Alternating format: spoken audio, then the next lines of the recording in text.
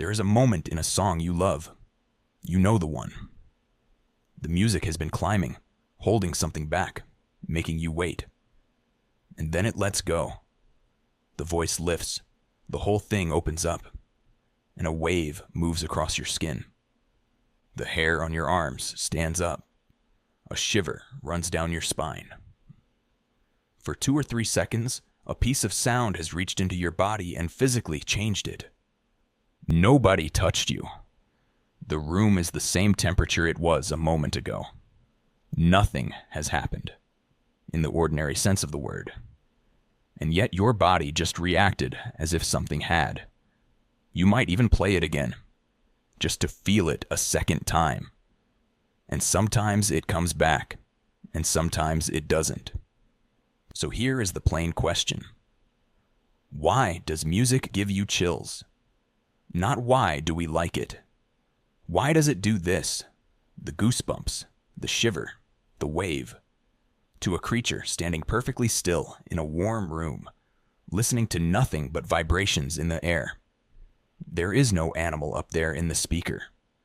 There is no threat in the room. There is only a pattern of sound. And somehow the pattern is enough. The easy answer is the one we reach for first. We say the music is beautiful, and beautiful things move us, and that is simply what being moved feels like. And that is true, as far as it goes. But it does not really explain anything. It just renames the mystery. Beauty is in your mind. Goosebumps are on your skin.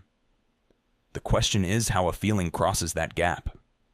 How something with no edges and no weight ends up pushing up the hair on your arm. Because that really is the odd thing. Other animals do not seem to do this. As far as we can tell, no creature stops, listens to a sound it finds lovely, and shivers with the pleasure of it. Whatever this is, it is strangely, specifically, ours. And it is worth taking seriously, because it is not a small effect. People weep at concerts. People remember exactly where they were standing the first time a certain song undid them. A few seconds of sound can mark you for life. So look closely at what your body is actually doing. Those goosebumps have a name. Researchers call it piloerection. Tiny muscles at the base of each hair pulling the hair upright. We met this reflex in an earlier episode, and it is worth remembering what it is really for. It is ancient. It is the same machinery a cat uses to puff up when it is threatened. The same machinery that fluffs a bird against the cold. In our furry ancestors, raised hair trapped warmth and made the animal look bigger to whatever it was afraid of. It is a survival reflex. It is built for cold and for danger. And that is the strange part. Because right now, you are not cold. And you are not in danger. You are just listening. The reflex is firing, but the trigger has been swapped out. The whole system has been hijacked by sound. This particular version even has its own name. Researchers call it frisson. That specific shiver and goosebump rush that certain music sets off. And once you start asking when it strikes, a pattern shows up. It almost never comes from the calm, expected parts of a song. It comes at the turns. The held note that finally resolves. The sudden swell where a single voice becomes 100. The key that lifts when you were braced for it to stay. The drop after a long, deliberate silence. Again and again, frisson arrives at the moment a tension you have been carrying is suddenly released. And that points at something underneath. Your brain is not just hearing music, it is predicting it.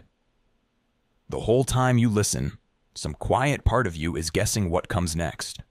The next beat, the next note, where this is all heading. Most of the time it guesses right, and you feel nothing in particular. But when the music holds back and makes you wait, and then gives you something better than you predicted, that gap between what you expected and what you got seems to be where the chill lives. This is the part researchers tie to the brain's reward system. The same circuitry that lights up for food, for warmth, for the things we are wired to want, appears to respond to music that builds and pays off. The leading idea is that anticipation itself is the engine. The wanting, the bracing, the almost. The release feels so good partly because, for a few seconds, the music made you long for it. The shiver, by this account, is the sound of a prediction being beaten by something more beautiful than you dared to expect. If that is right, it explains a small mystery you have probably already noticed. The song that gives you chills tends to be one you half know. Not brand new, where you cannot guess what comes next. Not worn out, where you know it too well to be surprised. Somewhere in between, where you can feel the build coming and still get caught by the size of it. The chill seems to live in that narrow band, close enough to predict, generous enough to break the prediction. Here is the misread worth clearing up. It is tempting to think this is universal, that the right song, played loud enough, will do it to anyone. But it does not. Not everyone gets chills from music. Some people feel it constantly, several times a day. Others go their whole lives and never feel it once, and they are not broken, and they are not missing anything they can name. The difference seems to sit in how strongly a given brain links what it hears to what it feels. The chill is not in the song. The song is just air. The chill is in the listener. And that is the modern mirror. Think about what this reflex was for. Cold. Predators. Standing your fur up in the dark so the wolf would think twice. That is the equipment you are working with. An old alarm, meant to keep a frightened animal alive. And now, look at what sets it off. A chord. A voice cracking on the right word. A song you first heard when you were 17. The danger never came. The cold never came. The machinery survived anyway, and somewhere along the way, it stopped answering to threats and started answering to beauty. That is the quiet miracle of it.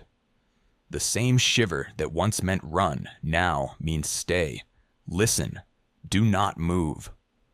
We took a reflex built to protect us from the world, and we pointed it at the most defenseless thing we make. The wolf never showed up. The music did. And your body still doesn't know the difference.